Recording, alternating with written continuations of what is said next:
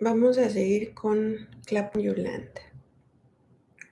4 days after, on the news, blunt force, trauma on impact, medical examiner unidentifiable, extreme forces not intact, unconfirmed, dental records, anthropological forensics, tattoos, fingerprints, teeth, personal items. I watched video footage of the plane spurring into the ocean. The waves rising, open arms, welcome. I wait for news that the passengers got their life jackets on, that there were previously unreported life rafts, that their initial assessment was wrong, that the Coast Guard found someone breathing. The news only repeats the same words. No survivors found. The number of dead unconfirmed. Where the plane went down is 120 feet deep. Divers have been jumping into the water 15-minute intervals at a time, trying to pull up what might be left. I tell Mommy we need to go to Queens, the closest shore to where the plane fell. Thousands of people have been lighting candles by the water. The small hope inside me is illogical. I know this, but it urges me to go. If I can just be as close as possible to the crash site, my presence might change the outcome. All Mommy does is drag herself to her room, where she denies my request with a sharp but quiet click. Papi sat in front of me, pardon. Papi sat me in front of a chessboard when I was 3 years old. He patiently explained all the pieces, but I still treated each one like a pawn. He loves to tell the story of how I would give up my king all willy-nilly, but would protect my knight because me gustan los caballitos. In my defense, why would a 3-year-old pick a dry-ass looking king over a pony? But even when I was bored, I was also good at memorizing the patterns for openings and closings, for when to castle and when to capture. I was fascinated by the rhythm of the game. It came as naturally to my body as when Papi taught me how to dance. It's all just steps and patterns. By the time I was 4, I could beat Papi if he wasn't paying attention. On my 5th birthday, I defeated him in just 6 moves. After that, he would take me downtown on the C train to compete against the Washington Square Park hustlers who played for money. They were straight sharks and thought the little girl too cute to beat. But Papi would put a $20 bill down, and those dudes learned quick. Shorty had patient fingers and played 3 moves ahead. Most important, I loved how much Papi loved to watch me win. I began competing in chess tournaments when I was in 2nd grade. From September to June, Papi never missed one of my matches. Never complained about picking me up from late team meetings or the cost of additional coaching, even though I knew he must have cut funds from other places and people to afford both. Every couple of years, he built a new shelf with his own hands and put up my trophies and plaques, pinned up my ribbons and awards. Negra Bella, lo vas a ganar todo. And so I did. I won everything for him, until I couldn't, until I didn't know how or how I should. Did I love chess? I did chess. But love? Like I love watching beauty tutorials? Love? Like I love when something I say catches Trey by surprise and her laugh is Mount Vesuvius, an eruption that unsettles and shakes me to my core? Love? Like I love the scent of mommy cooking mango and frying salami?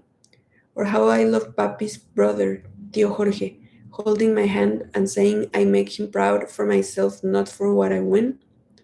Like I loved my father That kind of love, consuming, huge, a love that takes the wheel, a love where I pretended to be something I wasn't. I did chess. I was obsessed with winning, but never love. Mommy wanted me to be a lady, sit up straight, cross my ankles, let men protect me. Papi wanted me to be a leader, to think quick and strike hard, to speak rarely, but when I did, to always be heard. Me, playing chess taught me a queen is both deadly and graceful, poised and ruthless, quiet and cunning. A queen offers her hand to be kissed and can form it into a fist while smiling the whole damn time. But what happens when those principles only apply in a game? And in the real world, I am not treated as a lady or a queen, as a defender or opponent, but as a girl so many want to strike off the board. I've always wanted to go to the Dominican Republic. Every year my father left on his trip. Every year I asked if I could go along, but Papi said no. I assumed it was because he was busy with work. I never thought Papi would be doing something he didn't want me to see. Mommy straight up Mammy's straight up told me since I was 5 she wouldn't let me set foot on the island if I was the last inhabitable place on earth. Since if it was the last inhabitable place on earth. Although she still has cousins there, she hasn't been back once. I assumed Mommy had bad memories of home. Clearly, I made a lot of assumptions. I've always looked at my parents and seen exactly what they've shown me. I could not imagine them as real humans who lied and kept the truth from each other, from me. This year I did not ask. I did not want to sit across from my father, not to play chess, not to share a meal, not to ask if I could join him on a trip to the Caribbean, when I already knew way more than I should about the answer he would give me, about the answers he would not. I was raised so damn Dominican.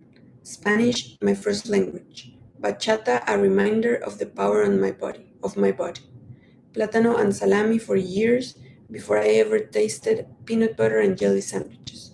If you asked me what I was, and you meant in terms of culture, I'd say Dominican. No hesitation, no question about it. Can you be from a place you have never been? You can find the island stamped all over me. But what would the island find if I was there? Can you claim a home that does not know you, much less claim you as its own?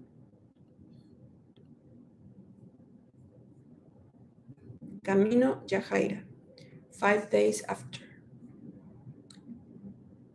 Papi had stubby fingers with the tip of one missing, from where a machete slipped one July day while he was cutting me a mango in the backyard.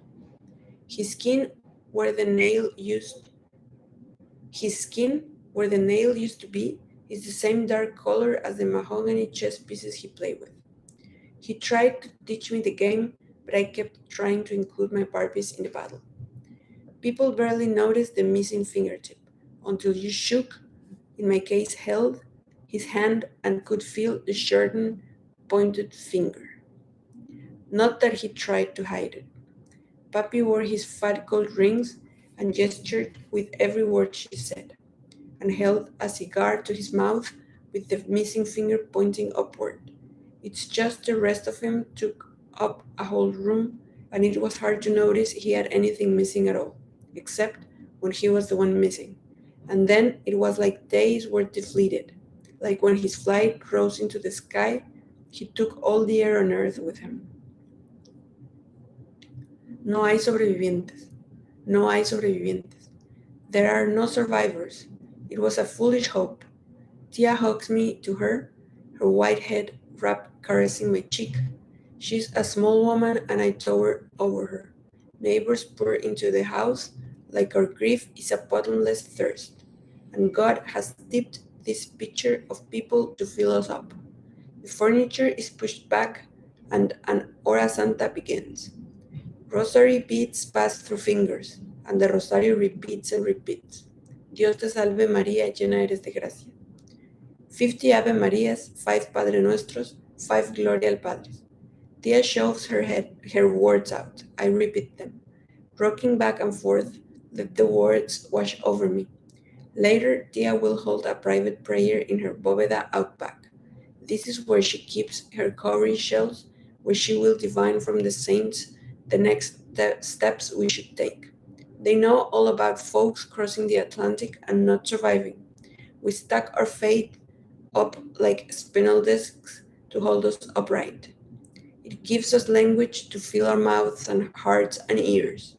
Gives us deities to call on that might answer and bring my father home.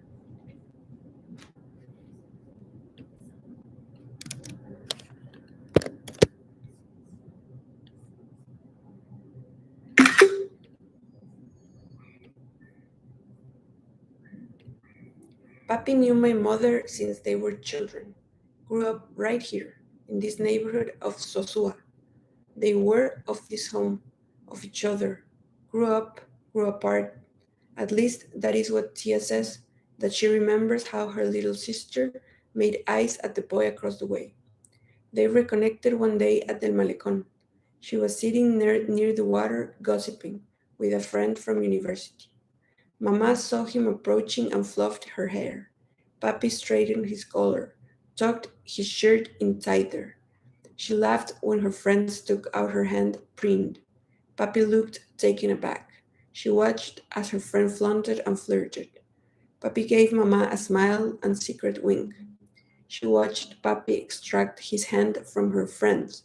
Papi extended it to Mama. She said he had his heart in it, although the friend was clearly taken by him. Mama said he had eyes for only her. Said that at a meeting she knew he'd be the greatest love of her life. The day Mama took to the fever, Tia was paying house calls to others who'd been struck by the dengue. It was just me and Mama at home, as I whipped her forehead and prayed. When Tia got home, she hoped on the phone, and even as a kid, I knew she was calling my father. For all her remedies, there are times when Tia knows a hospital is best. Mama did not want to go, said an ambulance was too expensive. Although Don Mateo offered his car, Mama was worried about getting him sick. She said we were making a big fuss, even though she could barely speak. It didn't help that Papi's money came too late. Mama died 2 days later. It is not something I talk about. Almost a decade after her passing, Tia had always lived with us, and she mothered me the best she could. Some folks would resent this, but even when Mama was alive, Tia was the other mother of my heart, the one who would sing to me when I fell and bumped my butt. Sana sana colito de rana. When he visited, Papi would tell me stories of Mama, how beautiful she was, brown-skinned and petite, how hard-working she was as a maid at the resort. He would tell me of their first date and the song that reminds him most of her. My head fills with memories not my own that paint her for me. I've never once felt orphaned, not with Tia dogging my steps and smacking my hand, and weeping my tears and telling me what my mother would say, not even though Papi was far, because his presence filled the house, his weekly phone calls and video chats, his visits in the summer making Christmas feel like a semi-annual event. I never felt like an orphan until today. 2 months to 17, 2 dead parents, and an aunt who looks worried because we both know without my father, without his help, life as we've known it has ended. Caroline texts me, and I know she's still at work. The resort is the only place where she has access to Wi-Fi. She asks me how I'm doing, but I barely reply. I must have sounded unconvincing when I told her I was fine, because she arrives at my house after 9, her feet swollen and shuffling, the tired bagging under her eyes. She's still gorgeous, and I tell her so. Ay, Camino, no me tires piropos. I know I look exhausted. This little one kept me up all night playing volleyball in my belly, and the manager ran me rag today. It is a good job that Papi helped her get when she found out half a year ago she was pregnant and stopped going to school to 2 towns over. I want to tell her she needs to slow down on hours, but everyone in her family has to work. It's how they eat. Her boyfriend Nelson contributes best he can, taking night classes and working 2 jobs even though he's only 19. Tia places some fried fish in front of Caroline, who expertly pulls the flesh, leaving the sharp bone carcass completely clean.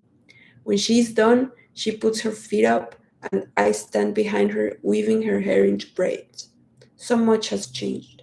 A year ago, we would have sat just like this, whispering about boys and dreams and what we could be.